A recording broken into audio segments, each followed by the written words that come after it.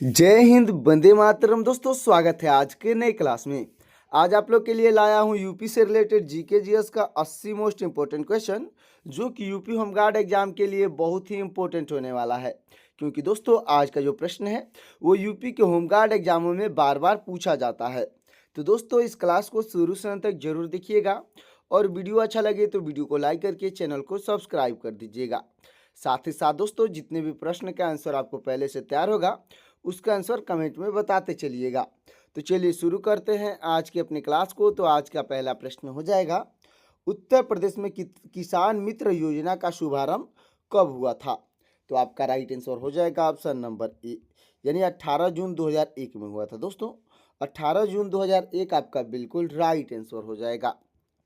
अगला प्रश्न है, उत्तर प्रदेश में नॉलेज पार्क की स्थापना कहाँ की जा रही है? तो आपका राइट आंसर हो जाएगा ऑप्शन नंबर बी, यानी ग्रेटर नोएडा में की जा रही है। दोस्तों, ग्रेटर नोएडा आपका बिल्कुल राइट आंसर हो जाएगा। अगला प्रश्न है, भारत में प्रथम सहकारी आंदोलन किस क्षेत्र से जुड़ा था? तो आपका राइट आंसर हो जाएगा ऑप्शन नंबर सी, यानी कृषि ऋण से जुड़ा था। दोस्तों, कृषि ऋण आपका बिल्कुल राइट आंसर हो जाएगा। अगला प्रश्न है, इलाहाबाद उच्च न्यायालय की लखनऊ खंडपीठ की स्थापना कब हुई? तो आपका राइट आंसर हो जाएगा ऑप्शन नंबर ए, यानी 1948 में हुई थी। दोस्तों, 1948 आपका बिल्कुल राइट आंसर हो जाएगा। अगला प्रश्न है, पिट्स इंडिया एक्ट का मुख्य उद्देश्य क्या था? तो आपका राइट आंसर हो जाएगा ऑप्शन नंबर बी, यानी प्रशासनिक नियंत्रण था। दोस्तों, प्रशासनिक नियंत्रण आपका बिल्कुल राइट आंसर हो जाएगा। अगला प्रश्न है, यूपी में चंद्रप्रभा वन्य जीव अभयारण्य किस जिले में स्थित है? तो आपका राइट आंसर हो जाएगा ऑप्शन नंबर बी, यानी चंदौली में है। दोस्तों, चंदौली आपका बिल्कुल राइट आंसर हो जाएगा। अगला प्रश्न है, भारतीय संविधान में समवर्ती सूची किस अनुसूचित में है? तो आपका राइट आंसर हो जाएगा ऑप्शन नंबर सी, यानी 7वीं अनुसूची में है। दोस्तों, 7वीं अनुसूची आपका बिल्कुल राइट आंसर हो जाएगा। तो दोस्तों, हमारा अगला प्रश्न हो जाएगा, गंगा यमुना दोआब का दक्षिणी भाग क्या कहलाता है? तो आपका राइट आंसर हो जाएगा ऑप्शन नंबर डी, यानी बांगर कहलाता है। दोस्तों, बांगर आपका बिल्कुल राइट आंसर हो जाएगा। अगला प्रश्न है, मेंटेगू चंद फोर्ट सुधार किस अधिनियम से जुड़े हैं? तो आपका राइट आंसर हो जाएगा ऑप्शन नंबर बी, यानी 1919 से जुड़ा है। दोस्तों, 1919 आपका बिल्कुल राइट आंसर हो जाएगा। तो दोस्तों, हमारा अगला प्रश्न हो जाएगा, यूपी में सर्वाधिक सिंचित क्षेत्र यानी सिंचाई का क्षेत्र किस साधन से है?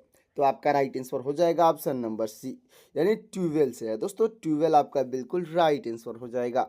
अगला प्रश्न है, भारतीय संविधान का उच्च अनुच्छेद 368 किससे संबंधित है?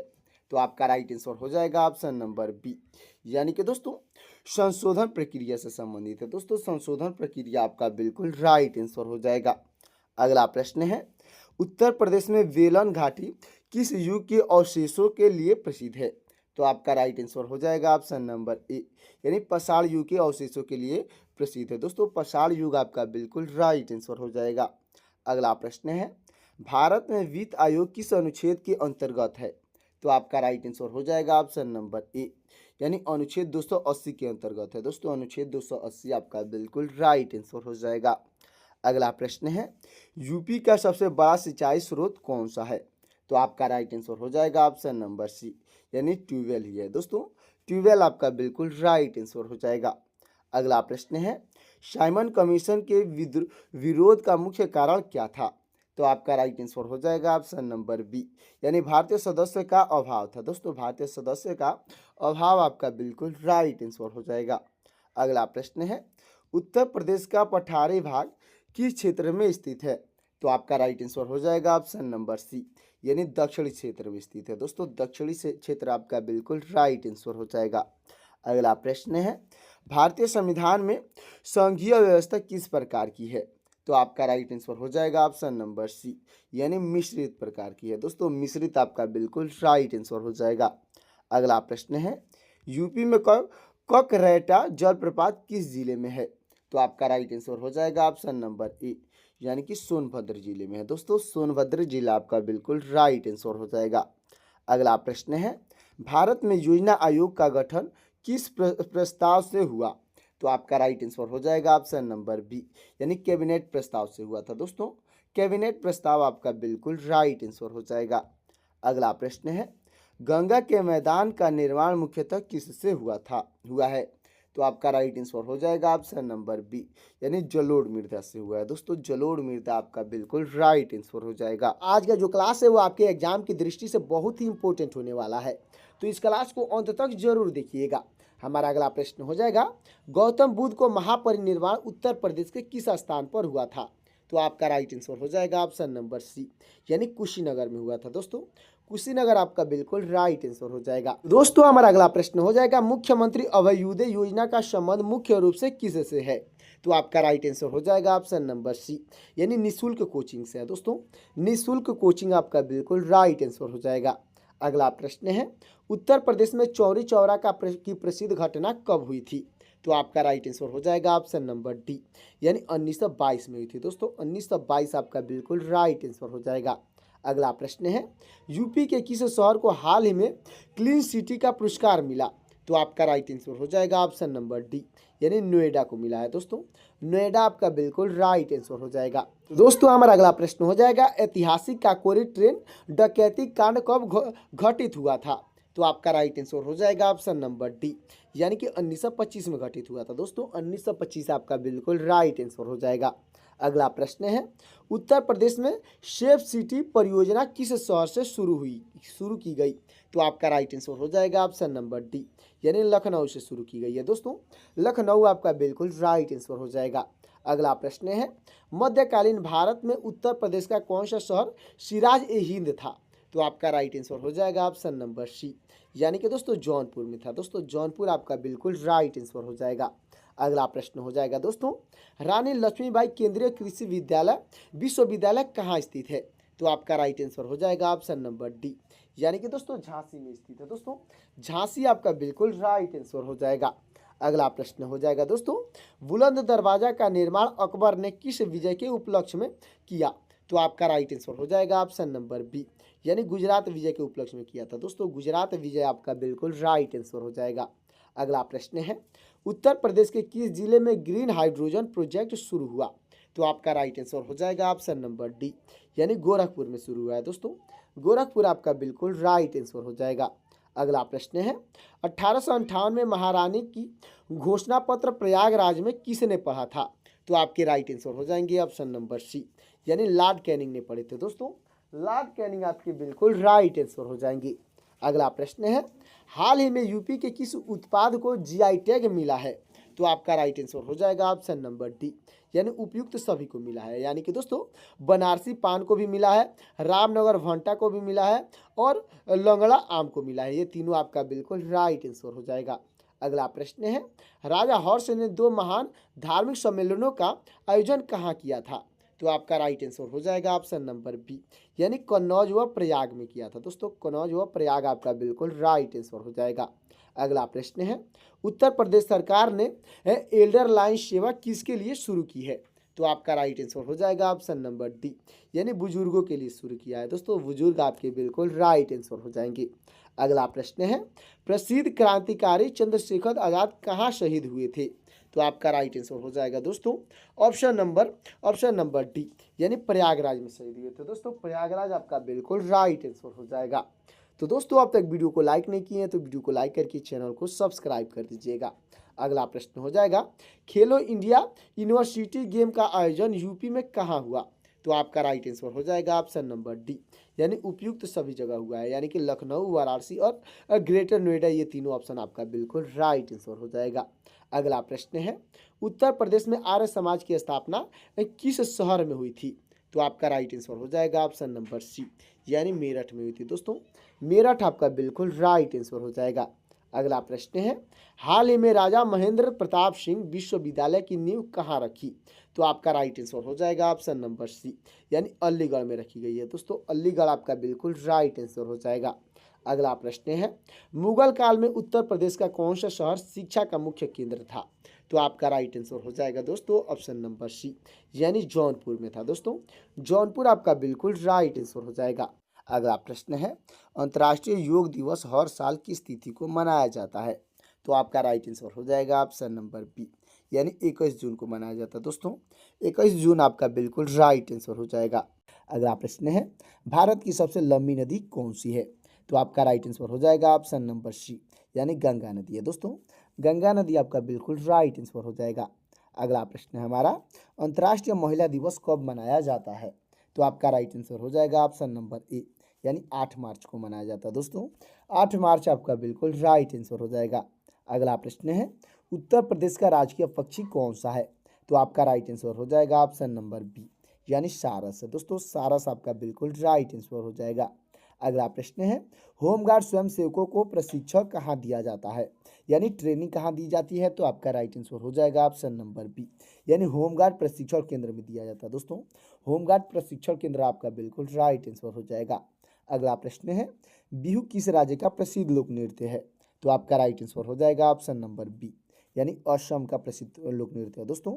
असम आपका बिल्कुल राइट आंसर हो जाएगा। अगला प्रश्न है, प्रकाश वर्ष किसका मात्रक है? तो आपका राइट आंसर हो जाएगा ऑप्शन नंबर बी, यानी दूरी का मात्रक है दोस्तों। दूरी आपका बिल्कुल राइट आंसर हो जाएगा। तो दोस्तों, अब तक वीडियो को लाइक नहीं किए हैं तो वीडियो को लाइक करके चैनल को सब्सक्राइब कर दीजिएगा।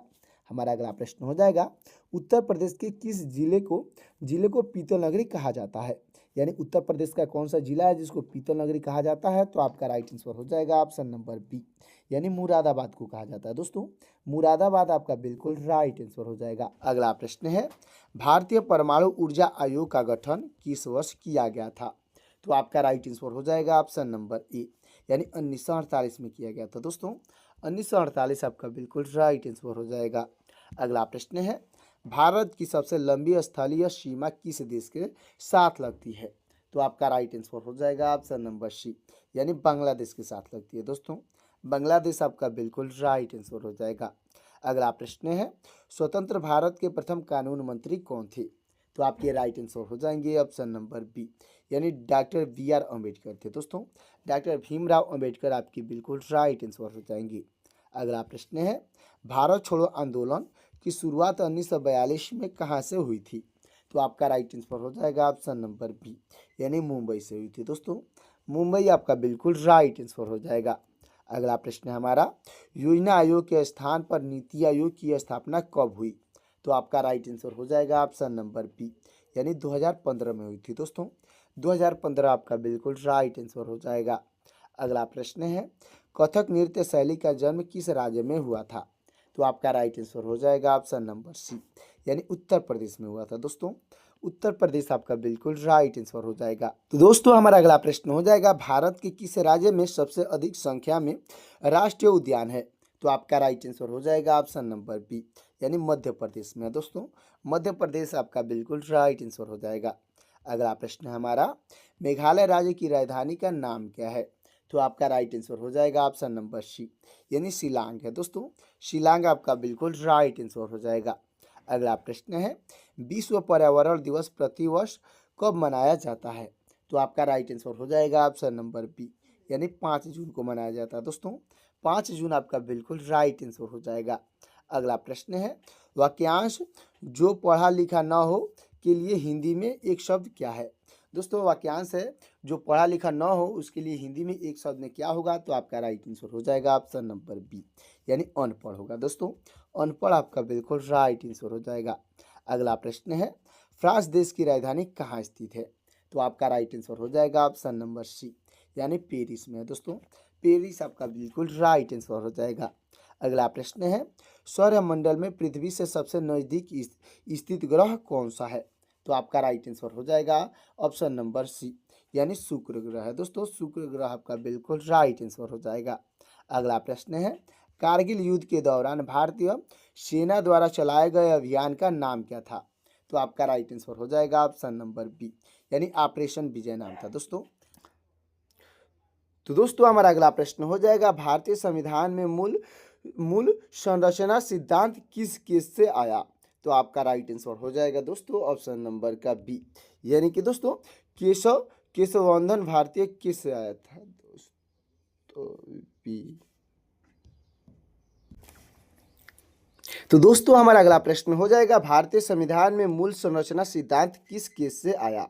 तो आपका राइट आंसर हो जाएगा ऑप्शन नंबर बी, यानी केशवानंदन भारतीय किस से आया था। दोस्तों केशवानंदन भारतीय किस आपका बिल्कुल राइट आंसर हो जाएगा।